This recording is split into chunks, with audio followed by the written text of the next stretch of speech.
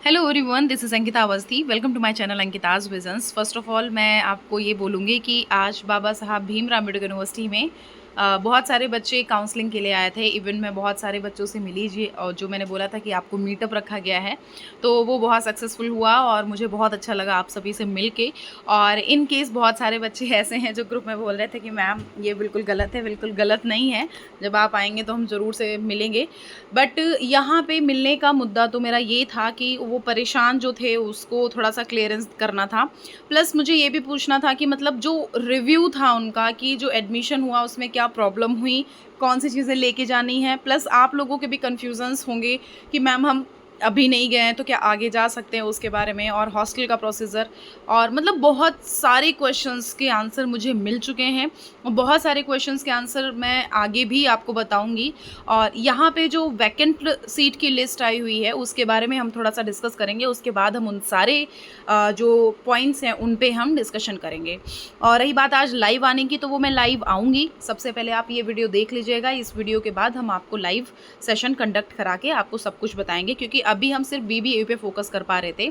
अब आने वाले सारी यूनिवर्सिटीज़ पे हम फोकस करेंगे, जिसमें आप बच्चों का एडमिशन इन केस नहीं हुआ है तो हम वहाँ पे भी एक बार प्रकाश डालेंगे कि किस किस यूनिवर्सिटी में अभी चल रहा है और कौन सी स्टेट यूनिवर्सिटी, डीम्ड यूनिवर्सिटी में आपका एडमिशन हो सकता है। ठीक है, तो यहाँ पे जो वैकेंट सीट की लिस्ट आई हुई है, बेसिकली ये सारे प्रोग्राम्स की नहीं आई है, ये मैं आपको बता दूँ। ये सेंट्रल अमेठी का नहीं आया, फूड न्यूट्रिशन का नहीं आया है, लॉ का नहीं आया, जूलॉजी का नहीं आया है, योगा का नहीं आया है, एजुकेशन का भी नहीं आया है, संस्कृत योगा इनका भी नहीं आया है, पब्लिक एड का भी नहीं आया, पॉलिटिकल साइंस का नहीं आया, सोशोलॉजी का नहीं आया, इकोनॉमिक्स का नहीं आया, बट हिस्ट्री का आ चुका है। हिस्ट्री का हम आफ्टर सेकेंड फेज़ लिस्ट को एक बार चेक करते हैं, हम आपको बताते हैं कितनी सीट्स अवेलेबल है। तो यहाँ पे अगर आप देखोगे तो बेसिकली जो लिखा हुआ है क्लियरली कि total number of filled seats और total number of vacant seat, यहाँ पे आप देख लो। Just a second.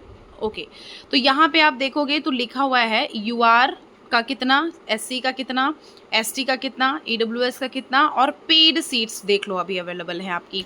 Paid seat के लिए बच्चे परेशान थे कि पेड सीट पे कैसे एडमिशन होगा, उसका भी हम आपको क्लियरेंस देंगे। आप उसके लिए परेशान मत होइए, हम आपको वीडियो बना के देंगे जैसे ही पेड सीट से रिलेटेड ये कोई भी नोटिस प्रोवाइड करते हैं तो। ठीक है, तो यहाँ पे अगर आप देखोगे तो इतने कुछ कुछ बच्चे जो हैं इनको अभी एडमिशन नहीं दिया गया है।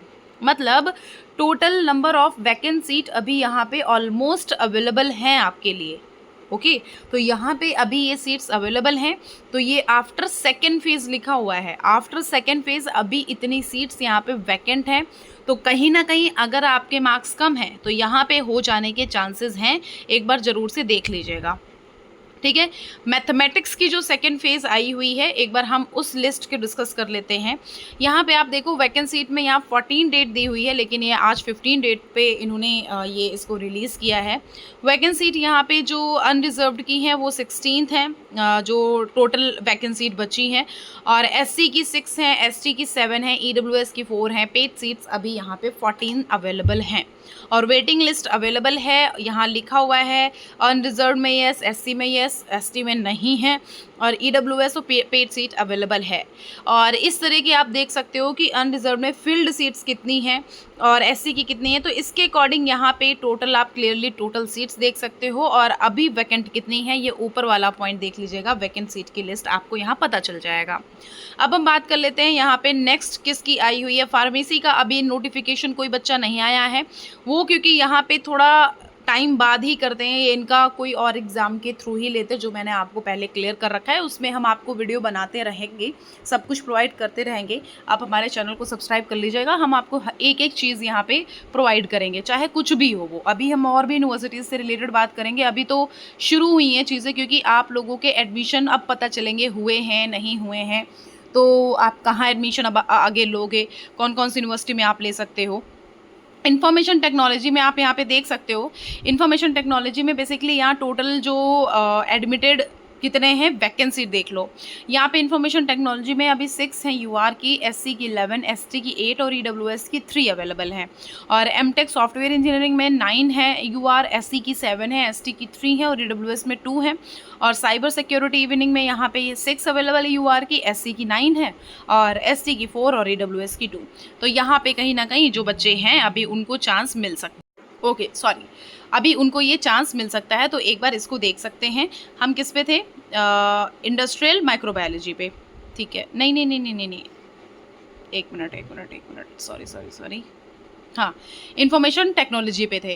अब हम बात कर लेते हैं साइबर सिक्योरिटी की। साइबर सिक्योरिटी में हम जो ये लिस्ट आई हुई आफ्टर सेकंड फेज़, जो अभी मैंने ये चीज़ बताई थी, अप्रॉक्स ये सारा सब कुछ वही है, cyber security and software engineering.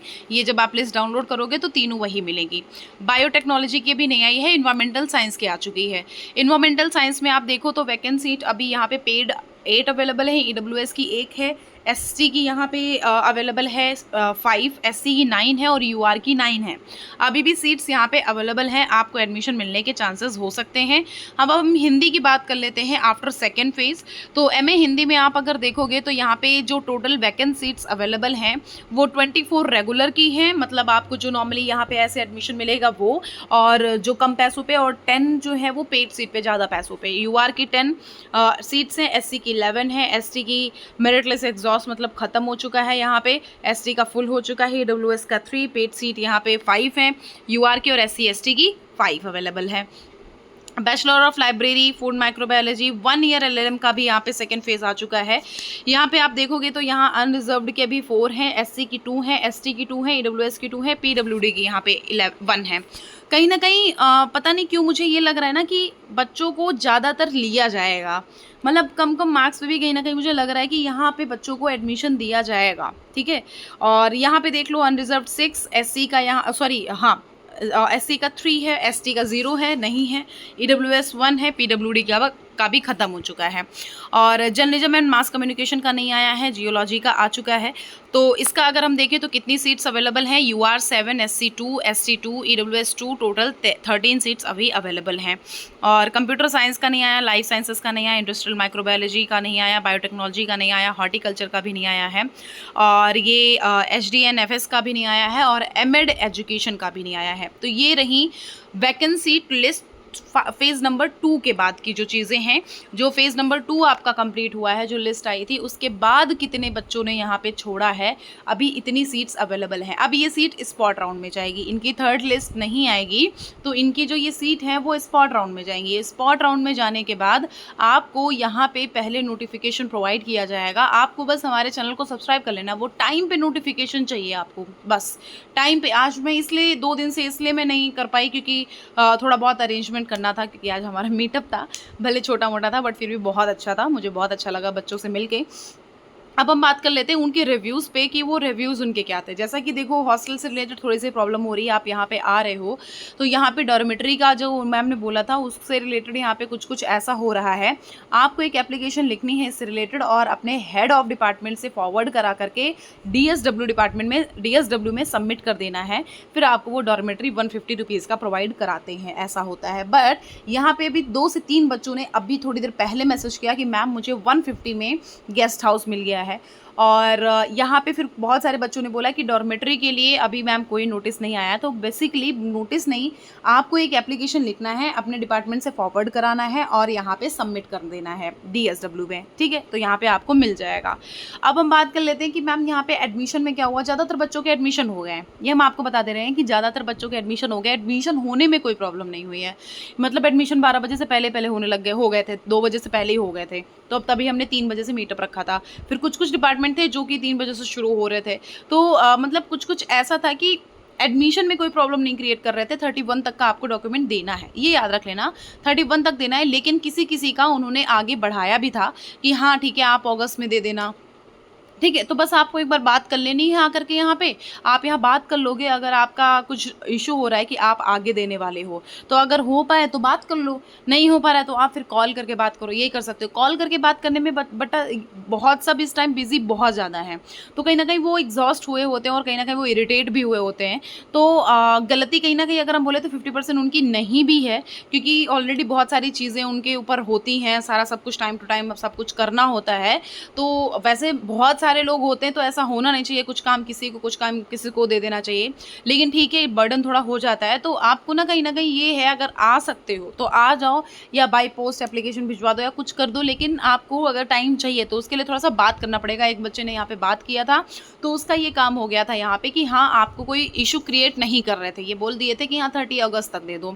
बस वही है, आपको एक बार बात करना पड़ेगा, बात करने से ही कुछ होगा, बिना बात के कुछ होगा नहीं, है ना? वरना आपको, वैसे मैं तो बोलूँ कि यहाँ बात तक आप दे सकते हो, लेकिन कुछ-कुछ डिपार्टमेंट में स्ट्रिक्टली बोल दिया गया है कि अगर आपने यहाँ पे नहीं पार्टिसिपेट किया है, अगर आपने यहाँ पे वो जो डॉक्यूमेंट्स हैं वो नहीं दिए, तब आपको यहाँ पे प्रॉब्लम हो सकती है। तो कुछ यही चीज़ें थी जो मतलब थोड़ा-सा कन्फ्यूज़न क्रिएट कर रही थी बच्चों के अंदर, बट ठीक है, उसमें कोई प्रॉब्लम की बात नहीं है। जैसा कुछ भी होगा, मैं हूँ, आपको क्लियर कट सब कुछ बताऊँगी।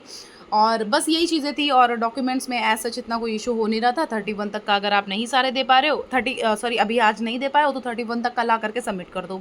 अगर आप आज नहीं आ पाए हो तो छुट्टी में देख लेना बीच-बीच में किस में पड़ रही है, तो बीच छुट्टी छोड़ के आप उस टाइम पे आकर के एडमिशन करा सकते हो। 15 से 31 के बीच में एडमिशन करा सकते हो।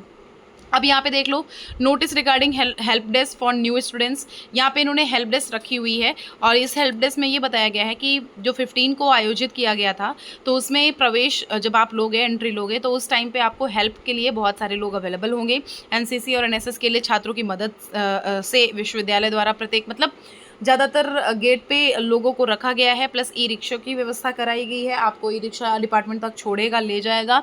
तो मतलब इस तरह से मतलब अभिभावक पेरेंट्स होते हैं आपके, तो वहाँ पे अवेलेबल थी। तो 15 को थी, अब आगे होगी नहीं होगी इसके लिए मैं कहना मुश्किल है थोड़ा-सा, लेकिन ये 15 को इन्होंने बोला था कि दस्तावेज़ों का सत्यापन दिनांक इससे आयोजित किया जाना है। ओके, तो इससे आयोजित किया जाना है, मतलब इसको आयोजित किया जाना है, ठीक है। 15 को आयोजित किया गया था, मतलब आज के दिन। तो मतलब एज सच मुझे आगे का डे नहीं पता कि आगे ये सुविधाएं अवेलेबल होगी या नहीं होगी, लेकिन आज के दिन का दिया हुआ तो मुझे नहीं लगता आगे अवेलेबल होगी। तो ये वही चीज़ थी कि मतलब आपको यहाँ पे बेसिकली नोटिस वगैरह यहाँ प्रोवाइड करी गई थी कि आपको सारा हेल्प डेस्क दिया गया कि आपको हर गेट पर कोई मिलेगा, आपको कोई प्रॉब्लम है तो वहाँ पर पूछ सकते हैं। फिर यहाँ पर ये कुछ लिखा गया है कि ये पत्र लिखा गया है किसी मतलब उनको प्रबंधित छात्रों को प्रवेश ना देने के संबंध में। तो यहाँ क्लियरली देखो लिखा हुआ है, उपरोक्त पत्रों के द्वारा क्रमशः इनको द्वितीय सेमेस्टर लोक प्रशासन विभाग श्री विकास कुमार, चतुर्थ सेमेस्टर इतिहास विज्ञान विभाग श्री राहुल कुमार, चतुर्थ सेमेस्टर इतिहास विभाग अश्वनी कुमार, इनको भविष्य में विश्वविद्यालय के किसी भी कोर्स में प्रवेश हेतु प्रतिबंधित किया गया है। मतलब कुछ इशू हुआ होगा इस वजह से, जो भी है।